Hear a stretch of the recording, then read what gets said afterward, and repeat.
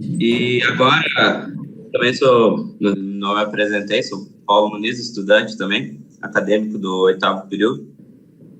Agora eu queria chamar o seu Valdir Couto, que é a segunda apresentação. Ele que é engenheiro agrônomo e presta serviços de consultoria e fertilizantes para empresas e agricultores. Vamos ver se está aparecendo ali. Um minutinho.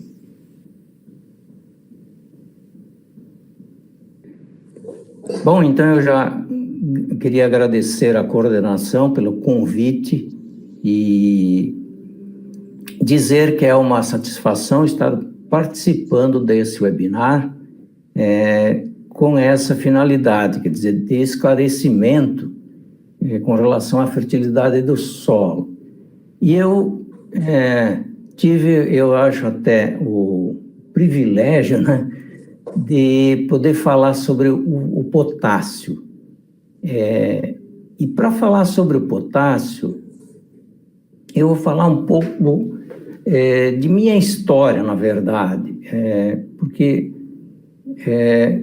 como é uma história ligada aos agricultores, principalmente, então, para poder contextualizar os eventos que acabaram impactando na maneira como eu entendo a fertilidade do solo, eu gostaria, então, de dar esse depoimento da minha trajetória, né? Quer dizer, como aconteceram os fatos na minha vida em função de eu ter destinado essa praticamente a minha vida em função da fertilidade, porque, na verdade, eu estava num ramo que depois eu acabei descobrindo essa necessidade de conhecer sobre a fertilidade do solo. Por isso, eu gostaria de compartilhar com vocês essa minha experiência. E quanto à fertilidade do solo, eu acho que os profissionais e até os alunos de agronomia e ciências agrárias, né, que ainda não entenderam a importância da fertilidade do solo, eu acho que ainda não compreenderam direito a questão da profundidade do curso que estão fazendo, né? Porque começa tudo pela fertilidade do solo. Então, praticamente, a fertilidade do solo nasce junto com o cultivo de plantas, né? E, bom, eu sou formado em agronomia pela Universidade Federal do Rio Grande do Sul, quase no mesmo ano do professor aí, Antônio, mas foi no ano de 1980. E eu, em princípio, já fui trabalhar com agricultores, né, dando assistência técnica com agricultores, e busquei uma especialização em produção de sementes, que era o que eu desejava, na verdade. Então, em 1987, eu fiz essa especialização em produção de sementes e eu me dediquei praticamente a mais de 30 anos, sempre trabalhando na área de produção de sementes. E quando eu iniciei minha atividade profissional, o conhecimento em produção de sementes, digamos assim, que era bastante incipiente, né? A gente tinha que ir descobrindo por conta própria como fazer ou como obter sementes de alta qualidade. Quer dizer, a gente precisava buscar um conhecimento que era meio pouco ainda, mas a gente tinha que ir, porque a literatura não ajudava muito. Então, ia na base do tentativa e erro mesmo, né? Buscando melhorar os processos e com o objetivo de obter sementes de alta qualidade, né? E, como vocês sabem, um dos atributos de uma boa semente, uma semente de alta qualidade, ela se reflete no vigor da semente. E sementes vigorosas contribuem para o estabelecimento de lavouras já de grande potencial produtivo. Então, nesse sentido, era um desafio, né, obter sementes de alta qualidade, apesar dos parcos conhecimentos que tínhamos na época sobre a atividade. Mas eu, assim, né, eu estava disposto a encarar esse desafio. E um fato interessante que aconteceu para mim, e que definiu praticamente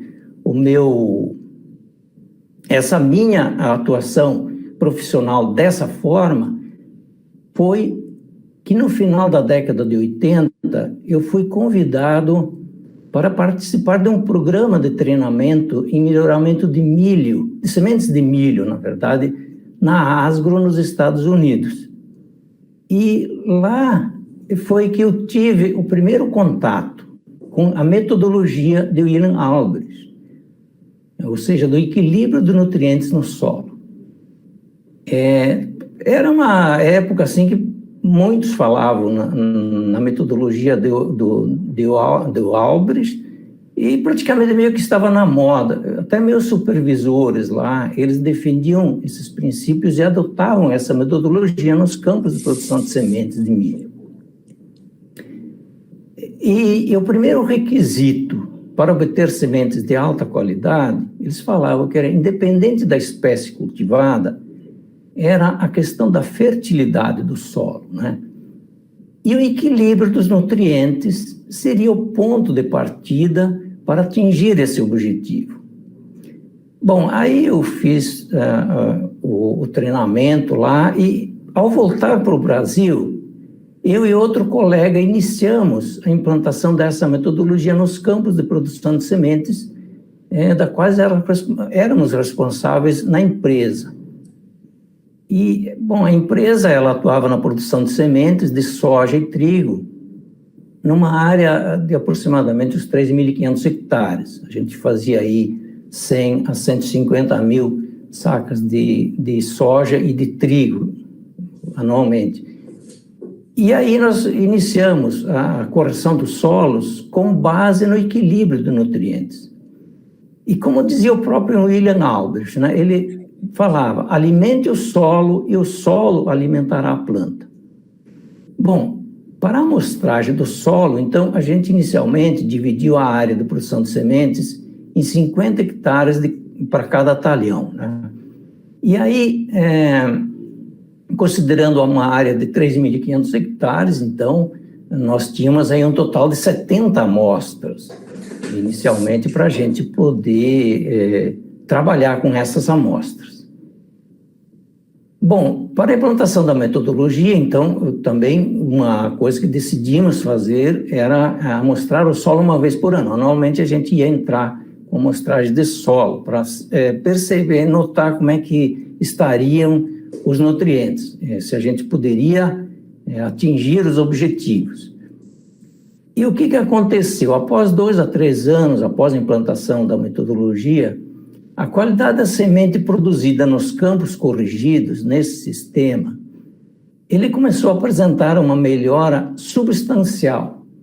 E a semente produzida nos campos corrigidos, ela apresentava um vigor e uma qualidade bem superior às sementes produzidas em campos que não recebiam esse tipo de tratamento. E assim, era até fácil a comprovação e a comparação, né? Porque o que nós observávamos muito estava no aspecto dos grãos e na qualidade que a gente comprovava em laboratório através de análises da qualidade fisiológica dessas sementes, né? Então a gente percebia perfeitamente a diferença dessas sementes produzidas em campos que tinham esse propósito, que atendiam essa metodologia, e esses campos que não participavam do processo aí que a gente iniciou, né? E olha, a partir de 4, 5 anos da implantação da metodologia, nós passamos a adotar o tamanho de talhões menores, porque a gente achou que 50 hectares era bastante para a gente acompanhar melhor a evolução dos teores dos nutrientes. Então, a gente reduziu para 25 hectares para cada amostra. E, claro, as consequências foram óbvias, né? Um aumento considerável na quantidade de amostras, ou seja, quando antes era 70, passou para 140.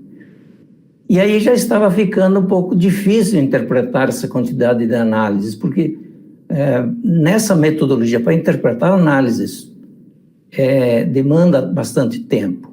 Cada análise, praticamente, nós demorávamos aí em torno de 20 a 30 minutos. É interessante porque quando você pega uma análise e você usa aquela metodologia tradicional, praticamente em 5 minutos, 3 minutos, você consegue dar uma recomendação de corretivo de fertilizantes para o agricultor. Mas quando você parte para o uso dessa metodologia, você precisa fazer muitas avaliações.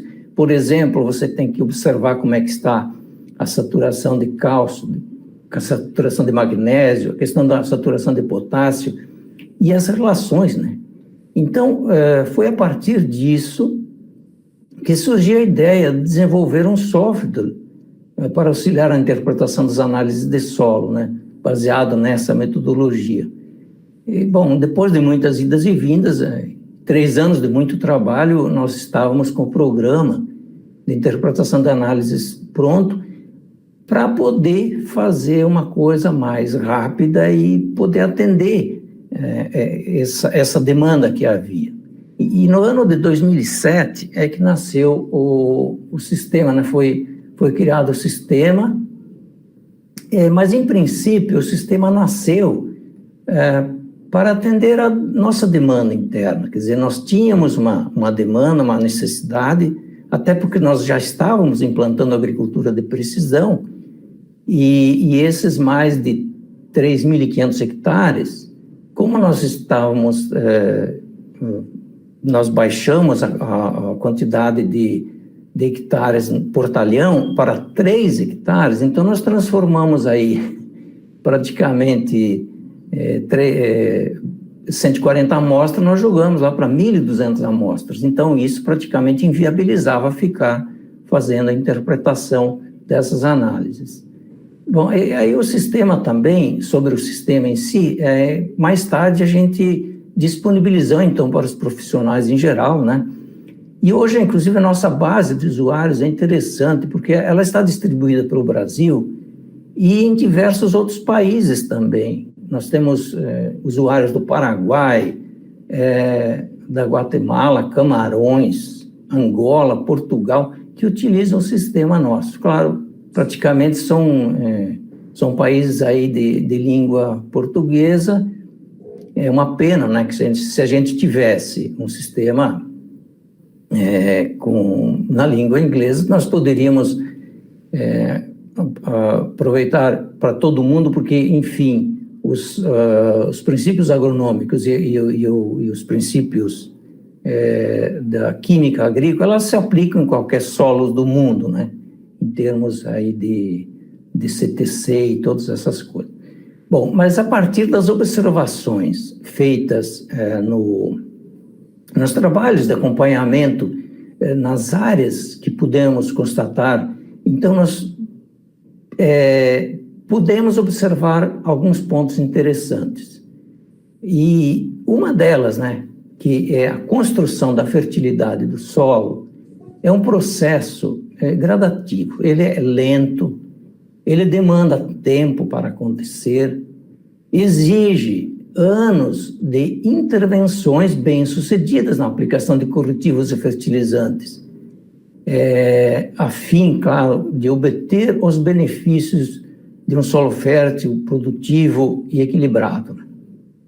Então, isso é que nos chamava bastante atenção. Nós precisávamos de tempo. E esse tempo era 4, 5 anos ou até mais. Quando nós incorporávamos novas áreas no processo, esse processo levava algum tempo, até a gente ter um solo produtivo, equilibrado, dentro daquelas condições que a gente almejava e que tivesse aqueles níveis de nutrientes que a gente pretendia. Até sobre o fósforo também, o professor Antônio falou bastante, né? Mas Mas assim, falei, né? Mas assim, interessante porque a gente acompanhava muito essa evolução dos teores de fósforo. Claro, a gente trabalhava em solos de basalto, mas aqui na região oeste do Paraná, e a gente acompanhava muito a evolução dos teores de fósforo, e realmente a questão do fósforo era muito importante para a produtividade, né? Sim, sim. Mas um ponto que eu gostaria de comentar, claro, eu estou falando sobre o potássio, não posso fugir muito do assunto do potássio, que é o seguinte, que com certeza o maior responsável pelo sucesso ou insucesso na condução das lavouras é em relação ao potássio. E isso acontece tanto pela falta como pelo excesso. Me parece aí que há pecados em excesso e pecados pela falta desse nutriente. E, claro, isso baseado nos nossos atendimentos. E, dentre outros aspectos, eu acredito que o principal, assim, e eu vejo isso aí, junto aos profissionais, junto aos agricultores, está o problema da lixiviação do potássio. Existe muita coisa que não bate. O pessoal, eu não sei o que aconteceu, mas o pessoal diz assim, bom, o potássio lixivia, bom, claro que lixivia, né? O potássio lixivia, mas não da forma como o tema é compreendido. O potássio, ele lixivia, mas em condições muito específicas, como, por exemplo, em solos arenosos, com teores de argila abaixo de 20% e geralmente com baixa CTC, porque às vezes até solos que têm uma CTC um pouco mais alta, mesmo que os teores de argila estejam abaixo um pouquinho até de 20%, mas a CTC é compensada pela matéria orgânica, a lixiviação não acontece da maneira como se fosse um solo estritamente arenoso, com baixo do teor de matéria orgânica. Bom, mas o fato é que 90% dos solos agrícolas no país, eles não se enquadram nessa categoria de solos. Agora vamos a outro fato. Praticamente 80%, 90% dos profissionais, mas principalmente dos agricultores, né? Eu acredito que aqui esteja a maior parcela, acredita que o potássio lixivia muito facilmente. Nossa experiência aí na campo, ele tem comprovado que em solos de basalto, que é o caso aqui dos solos do oeste do Paraná, que as teores de argila aí giram em torno de 30% a 70%, a lixiviação do potássio, ela não é fator de risco na correção do potássio, de jeito nenhum. Nós podemos elevar a saturação em torno de 3% a 5%, sem qualquer preocupação com a lixiviação do nutriente. Então, a nossa recomendação, ela tem sido saturar o potássio em 4% da CTC. Mas após atingido, interessante é o seguinte, que após atingido esses valores de saturação, o valor, ele mantinha-se ao longo do tempo em 4% de saturação. Claro, ano a ano, nós comprovávamos com análises de solo que a saturação não se alterava. Isso nós comprovamos por décadas seguidas, porque como eu tive muito tempo para acompanhar isso, eu pude constatar isso. Então, claro que com a ressalva de que sempre fazíamos a reposição das quantidades exportadas de potássio pelas culturas em função da produtividade obtida. Então, nós tínhamos esse cuidado, né? Tínhamos que acompanhar as produtividades e fazer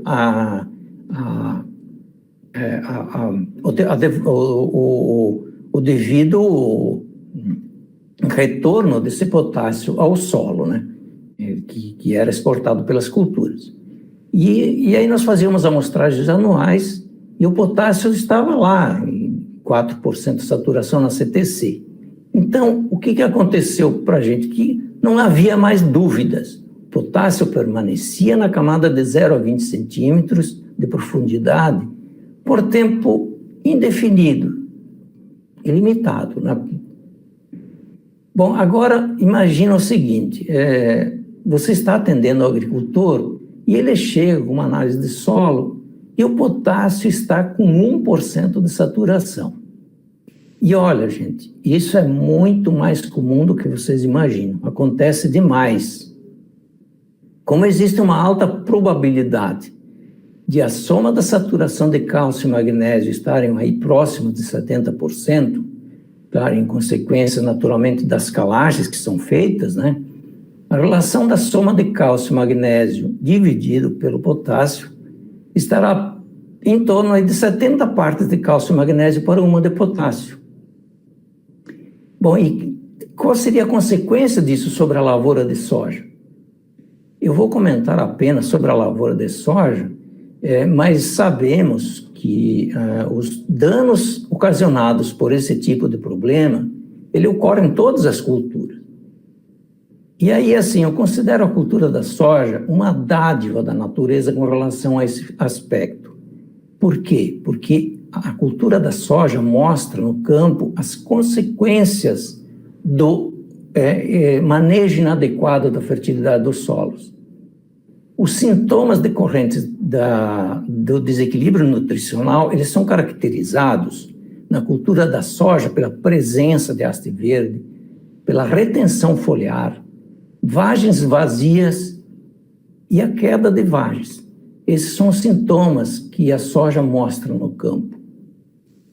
E olha, é muito evidente, é na nossa cara, sabe? Nós precisamos ver isso, porque acontece toda vez que tem um desequilíbrio. Mas e quando a soja demonstra isso no campo? Pois então, é na maturação na lavoura, desse complexo de haste verde, retenção foliar, surge a necessidade de aplicação do dessecante, claro, a fim de viabilizar a colheita. E, infelizmente, são as consequências do desequilíbrio nutricional. Nós temos o registro, né, de diversos casos, e alguns até eu documentei em vídeo, mostrando os diversos sintomas que a soja apresentava no momento da maturação da lavoura. E assim, os sintomas, eles são de fácil comprovação no campo. Se você sabe, se você conhece uma área que está com desequilíbrio, claro, devidamente comprovado pelas análises de solo. Olha, é só ir até a lavoura por ocasião da maturação da cultura, e esse evento acontece, ele antecede a colheita em torno de uns 15 a 20 dias, e você vai comprovar na prática o que as análises de solo praticamente estão indicando, estão mostrando lá.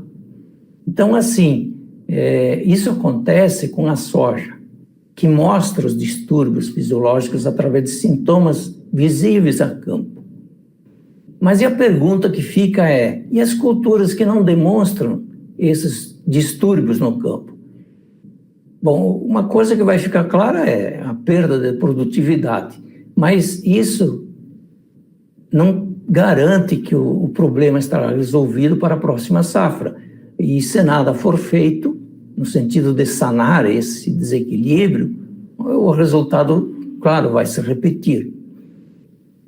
Então, mais do que nunca, o monitoramento das relações de equilíbrio entre cálcio, magnésio e potássio é fundamental para evitar que esses problemas ocorram.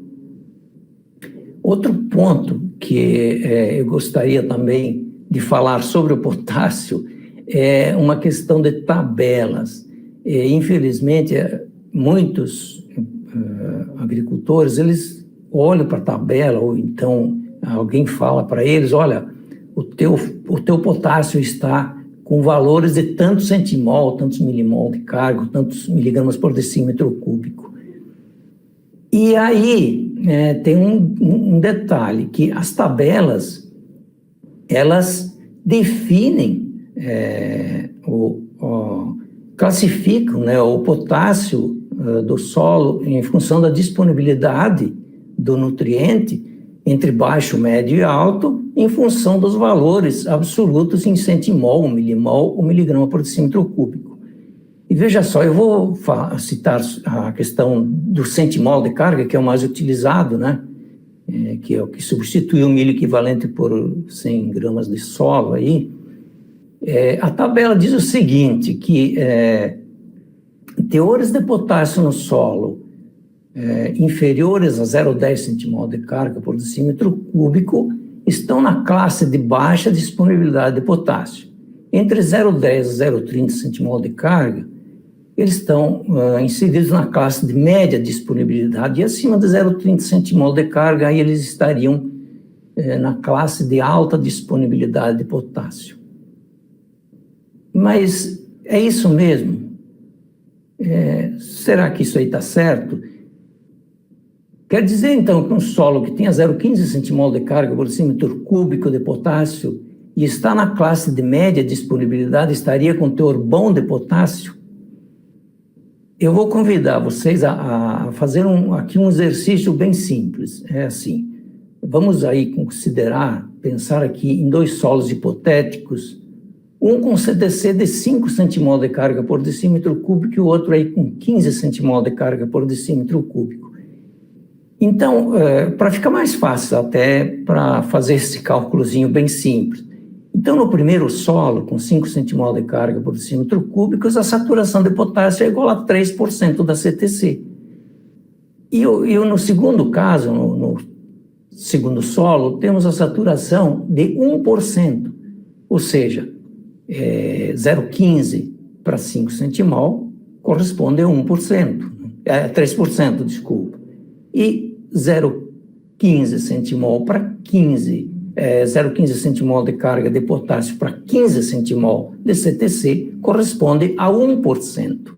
Então, veja só, aí está 1% de novo, aquilo que eu citei antes lá, que eu falei, que o agricultor está aí com 1% de saturação na CTC, de potássio, e está lá com 70 de soma de cálcio e magnésio. Ora, a relação entre cálcio e magnésio é de 70 para 1. 70 partes de cálcio e magnésio para 1 de potássio. E nós sabemos, pela literatura e pelos trabalhos de pesquisa, de que relações acima de 30 partes de cálcio e magnésio para 1 de potássio já provoca problemas nas culturas. E a única que mostra isso é a soja. Por isso que eu falei que é uma dádiva da natureza a cultura da soja, porque ela mostra no campo o problema do distúrbio fisiológico ocasionado pelo desequilíbrio nutricional. Agora, outras culturas não demonstram isso aí. Eu não sei, eu não conheço, mas eu tenho relatos, inclusive, de usuários do sistema lá do Espírito Santo, dizendo que solos com problema de potássio dariam muito mais formação de frutos partenocárpicos no cacau. Mas isso são informações de agricultores agricultores mesmo, que utilizam a plataforma lá para fazer as suas avaliações lá de fertilidade. Bom, essa situação nós não queremos, né, que se apresente no solo. Se eu tenho necessidade de conhecer a saturação do elemento na CTC, é evidente que observar o nutriente pela ótica dos valores em centimol de carga não faz o menor sentido, não é verdade? Eu tenho uma porção de casos atendidos por nossa equipe que estavam nessa situação, cálcio e magnésio altos, potássio muito baixo, e ainda o que é pior, né? O agricultor estava disposto a aplicar mais calcário para tentar reverter o problema. Afinal, o potássio estava na classe de disponibilidade média, e de acordo com esse agricultor, ele estava bom. Então, assim, a aplicação do calcário, bom, aí iria piorar muito mais a situação, mais do que já estava ruim, né? Então, novos aumentos de cálcio e magnésio, agravando ainda mais a relação de equilíbrio. E eu digo para vocês assim, não pensem que isso acontece, que não acontece, digamos assim, na prática, né? Isso é prática do dia a dia, acontece para nós, muito. Praticamente de cada 10 atendimentos aí, nós tínhamos assim uma média de 3 a 4 propriedades que apresentavam esse problema aí. Então, assim, pessoal, se eu conseguir passar para vocês uma única mensagem nessa noite, seria essa: o potássio, ele deve ser sempre acompanhado, os seus teores no solo, em função da saturação na CTC do solo, e nunca olhado para o seu valor absoluto, em centimol de carga, ou milimol de carga, ou miligrama por decímetro cúbico. Era mais ou menos esse o recado que eu tinha. A minha experiência, que eu tentei passar para vocês, em função assim do que eu vivi aí durante quase 40 anos de atendimentos e também de trabalho nessa área, em que eu percebi claramente que as plantas, elas trabalham completamente diferentes quando a gente pensa de um modo completo, pensando no equilíbrio dos nutrientes de um modo geral. E não é só cálcio, magnésio. Eu falei muito sobre potássio hoje, em função do cálcio e magnésio, porque são os elementos que entram nessa tríade aí, né? Mas, claro, nós não podemos esquecer do fósforo, nós não podemos esquecer do enxofre e dos micronutrientes e também do nitrogênio, que tudo faz parte do mesmo pacote. Obrigado e eu agradeço aí, espero que vocês tenham gostado.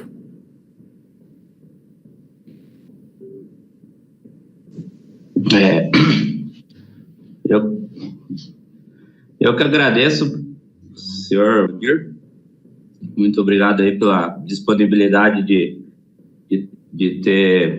ter tirado um tempo aí para passar seu conhecimento, né? De conhecimento aí para nós e para quem está assistindo, para todos nós, né? Como foi dito antes, a maioria, só um minutinho aqui, a maioria estudantes, com certeza agregou muito no conhecimento de quem estava assistindo. E eu também quero, se está aberto para perguntas aí, se alguém tiver alguma pergunta, estiver mandando no chat aí, só um minutinho, ver se tem.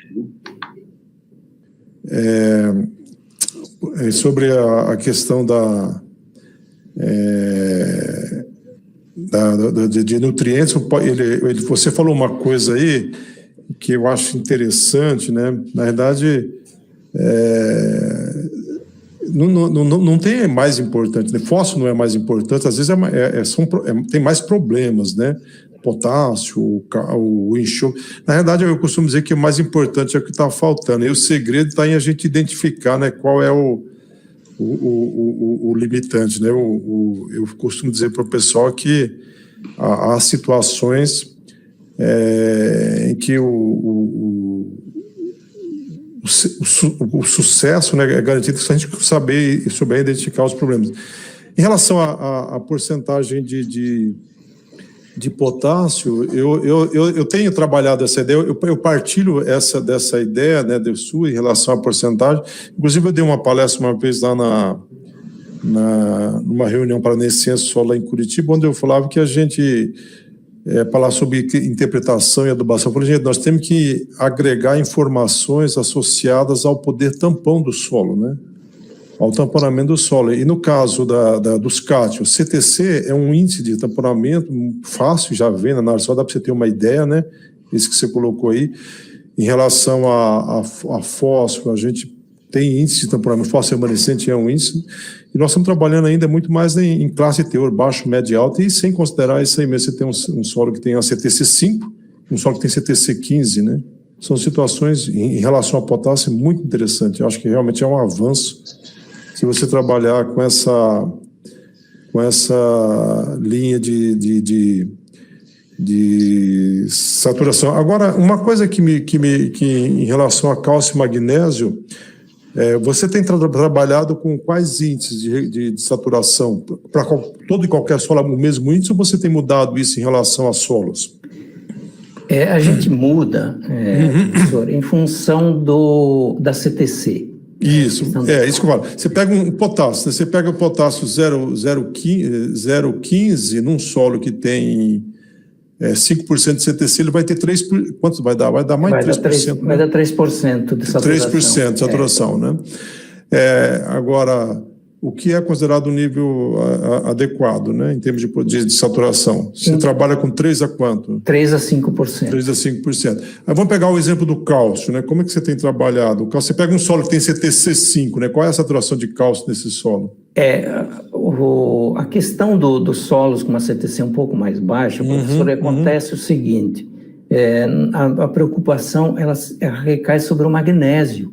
Aí, porque a gente tenta buscar, quando possível, né, tenta buscar aí em torno de 0,9 a 1 centimol de carga de magnésio, para poder dar esse start lá para a planta, digamos assim, para ela não ter deficiências aí de magnésio. A partir do ponto em que você consegue atingir esse 1 centimol de carga, é possível já começar a aumentar as saturações de cálcio, mas o cálcio nessas circunstâncias aí, com CTC muito baixa, por exemplo, de 5, provavelmente você tenha que trabalhar aí com uma saturação de cálcio em torno de uns 40%, né? Porque você poderia até um pouco mais, né? 45%, porque você tem que ter, como você precisa ter aí 1 centimol, nós precisaríamos então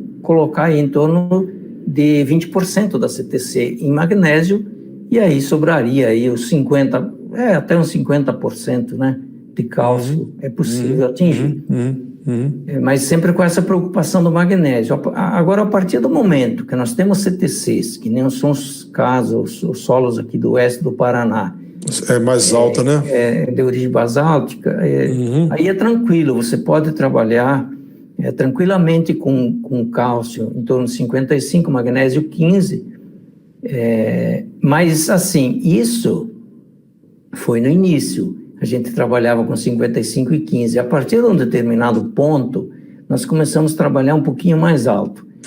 Nós trabalhávamos em torno de 60% de cálcio e 20% de magnésio, e aí, claro, o potássio ficando nos 4, estava tudo bem, porque a relação de cálcio e magnésio para potássio aí ficava em torno de 20, ficava sem problema nenhum, porque como nós trabalhávamos com 4% de saturação de potássio, nós tínhamos condições de atuar no cálcio e no magnésio nessas proporções aí de 15, de 20% de magnésio e 60% de cálcio.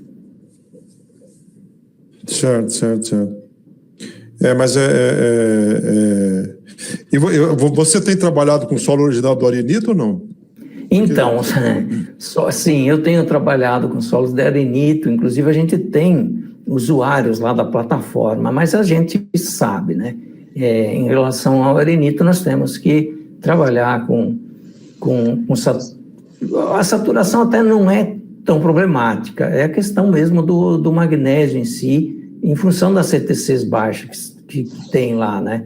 Agora, também tem uma questão ali, dependendo, tem solos e solos de arenito, né? Nós temos lá umas situações que a gente atende alguns agricultores e que eles têm aí em torno de 20, 22, 24% de argila e fica muito mais tranquilo de trabalhar, né?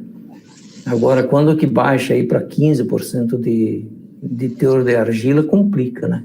Começa... Mas assim, eu gosto muito de trabalhar naquela região, desde que os solos apresentem aí 6, 7 centimol de carga por centímetro cúbico de CTC, aí é tranquilo. Certo. Aí a gente trabalha com saturações de potássio sem problema, aí 3, 4%, e até porque a gente tem trabalhos no Mato Grosso, desenvolvidos pela Embrapa, né, comprovando que solos com teores de argila até tem trabalhos de 19%, 18%, em que o potássio não desce além dos 40 e 50 centímetros de profundidade. E essa profundidade está comprovado que o sistema radicular vai buscar esse potássio nessa profundidade. Então, fica bem tranquilo. Por isso até que eu comentei muito essa questão da lixiviação. Eu acho que existe esse mito da lixiviação, mas ele não se mantém quando você analisa os trabalhos de pesquisa. Tem diversos trabalhos que foram... A Embrapa mesmo, a Embrapa desenvolveu um trabalho de pesquisa e é muito pouco divulgado. Com duração de 26 anos, a Embrapa trabalhou nos municípios, em solos de Londrina, Mauá da Serra e Campo Mourão. Eles abriram uma trincheira de 1 metro de profundidade e aí estratificaram o solo de 20 em 20 centímetros, 0 a 20, 20 a 40, 40 a 60, até 100 centímetros. E foram analisar, fizeram aplicações, claro, de potássio, separaram em parcelas, aplicaram o potássio e fizeram análises consecutivas aí por 26 anos. E depois de 26 anos eles desistiram, assim, falaram, bom, agora chega, né? Nós fizemos o nosso trabalho. E o que eles definiram lá? O que eles conseguiram determinar aqui? Abaixo de 50 centímetros não havia nem sinal de potássio. Mesmo em doses de 200 quilos por hectare de K2O, não havia nem sinal de potássio nos 50 centímetros. Então, ficou claro para mim, com esse trabalho, que não havia esse problema da lixiviação nesse tipo de solo. Claro, certo. Precisa ver que tipo de solo está trabalhando. Agora, veja só, professor, eu tenho um caso emblemático, eu diria, porque uma pessoa, ela foi para uma região do Mato Grosso ali, do Mato Grosso do Sul, para ser mais exato, mas nós conhecemos muito porque a gente atendia muito aquela região, e ali a região de Rio Brilhante, e a gente atendia aquela região e as CTCs ali eram altas, eram bastante altas.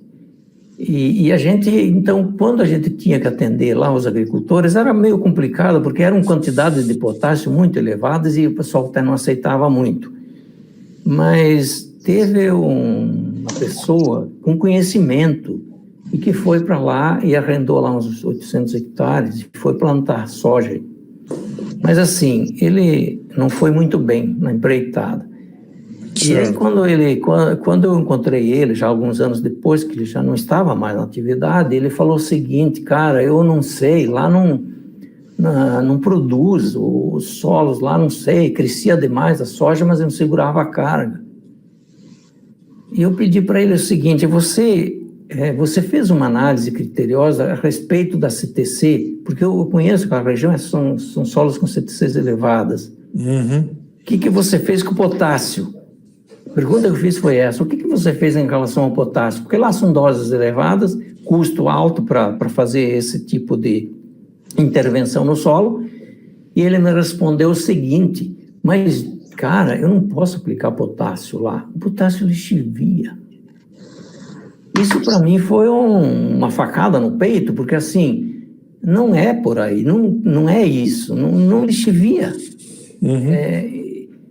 E aí é que entra o problema. E eu tenho centenas, eu não diria centenas, mas dezenas de casos aqui na região, de pessoas até bem, que têm um conhecimento técnico sobre isso, e quando eu chegava na área, a gente fazia levantamento para agricultura de precisão, solos, impressionante, professor Antônio, solos com 12, 13, 14 centimol de carga por decímetro cúbico de CTC, com saturações de potássio de 0,7%, 0,8%. Ah, muito baixo, né? Muito baixo. Então, imagina, pegava lá, e pior, né? Quando você ia para o cálcio e magnésio, estava lá com 70%, 75%, 80%. Por quê? Porque o agricultor, ele entendia que ele tinha que aplicar calcário. Como a soja não segurava a carga, ele achava que tinha que aplicar calcário para resolver o problema. Correto. Claro, ele só piorava a situação mais, porque a relação, tínhamos relações de 80, 90, 100 partes de cálcio e magnésio para uma de potássio. Nossa, aí você tem deficiência, né? Não tem jeito, né? Porque tinha 99 partículas, átomos de cálcio e magnésio e uma de potássio. Como é que a planta vai absorver? Se há uma competição entre eles ali, né?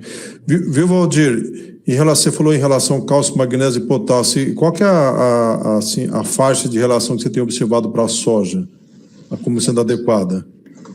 Então, a questão do cálcio e magnésio pelo potássio é tranquilo. Essa aí, ela tem que ficar abaixo de 30:1, né? Essa não 30, tem 30 partes de cálcio e magnésio para uma de potássio. Sim. Agora, com relação a cálcio para magnésio, aí a questão é um pouco mais, ela amplifica um pouco essas relações, não há tanto esse problema. Sim. Mas veja só, nós não plantamos soja só, nós plantamos milho, e o milho é afetado. Tendo relações, por exemplo, acima de 7, de cálcio para magnésio 7:1, já complica muito, isso está na literatura. Inclusive, quando falo a respeito do assunto, sempre cito a questão dos trabalhos de pesquisa em milho, e são diversos, comprovando problemas de desequilíbrio aí, de cálcio para magnésio, quando as relações estão acima, por exemplo, de 5, 6:1. Isso acontece muito. É meio comum, assim, esses problemas. Como também é muito comum o inverso, né? Cálcio para magnésio aí de 1,5. E aí a soja, segundo a pesquisa, diz que não tem tanto problema. A soja é bem rústica, né? É uma planta muito rústica, é impressionante, né? Ali a gente fazia análise de solo ali em Maringá, quando eu coordenava o laboratório lá, a gente observava que as relações eram bem estreitas ali, né? Cálcio, magnésio. Mas aí, o pessoal estava produzindo soja razoavelmente bem, né? A soja é um pé de boi, né? Uma planta bem rústica. Ela aguenta o tranco, né? Aguenta o tranco. É uma planta realmente que... né? Agora, com essas altas produtividades aí, com essas variedades novas, não sei como é que estão, eu não tenho avaliado isso, mas é uma planta assim... que é uma mãe, ela é uma mãe, né? Ela facilita bem a vida. Inclusive, ela eu acho interessante a soja, porque ela demonstra no campo, eu até fiz fui para o campo, fiz gravações e fiz vídeos sobre esse problema especificamente, mostrando na prática lá, tá vendo esse pé de soja aqui? Mas claro, nós tínhamos por trás análises, né? Nós tínhamos comprovado na prática esse problema aí de 80:1, 90:1. Então, o que acontecia? Claro que era praticamente ir lá na pré-colheita, na maturação da lavoura, e ia encontrar essa situação. Reboleiras com ASTV, retenção foliar, vagens vazias, queda de vagens, né? Aquela formação de frutos partenocárpicos, né? Que é característico de deficiência de potássio, né? Então, e não é difícil de achar lavouras nessa situação, viu? Ô, professor, só para estar aqui, estão com o tempo estourado aqui já. Ok, desculpe. Não. Terminado. Mas falou, Baldinho. Temos que fechar o tempo aqui no YouTube. Passar para os professores, não pode estourar muito. Queria agradecer novamente vocês aí, né? Até aqui o professor Antônio aí, doutor Antônio, se puder disponibilizar aqueles slides ali, pelo menos para nós acadêmicos aqui, nós passaria, né, entre nós aqui. Eu vou disponibilizar sim, tá? Eu vou encaminhar para vocês, tá? Me desculpe. Eu não sei se vocês falaram, porque eu também não ouvi, mas ninguém meteu a boca no trombone, eu continuei aqui. Porque no teste que nós fizemos segunda-feira, a coisa foi, né? Não, o erro nosso por não ter entrado na chamada aí, falado. Mas tranquilo, foi uma ótima palestra. Devia ter dado um chute na cana. Professor, ninguém está vendo nada aqui. Não, mas tranquilo, foi uma... Rapaz do céu, ai, mas tudo bem. Eu fiquei... Vocês não falaram nada, né? Se vocês falarem e eu não ouvi, aí o problema sou eu. Eu vou ter que procurar uma solução para isso. Sem problema, palestra. Mas eu não ouvi, não, viu? Agora a mensagem, eu vi que foi mandada uma mensagem pelo WhatsApp, mas eu não li o WhatsApp. Quando eu pego foco na tela aqui, eu não fico ligado no WhatsApp. Não sou como vocês, né? Que chuta, marca gol, cobra, falta e faz tudo ao mesmo tempo. Mas tá bom, olha, eu peço desculpas aí para todo mundo aí, mas... Tranquilo. Mas vamos fazer o quê? Já aconteceu, né? Agora tem que ver as próximas vezes. E dar agradecimentos aí à professora Ana Paula e o Marreiros novamente, a vocês dois. Boa noite. Muito obrigado. Boa noite. Tá, tchau. Obrigado. Beleza, tchau. Obrigado.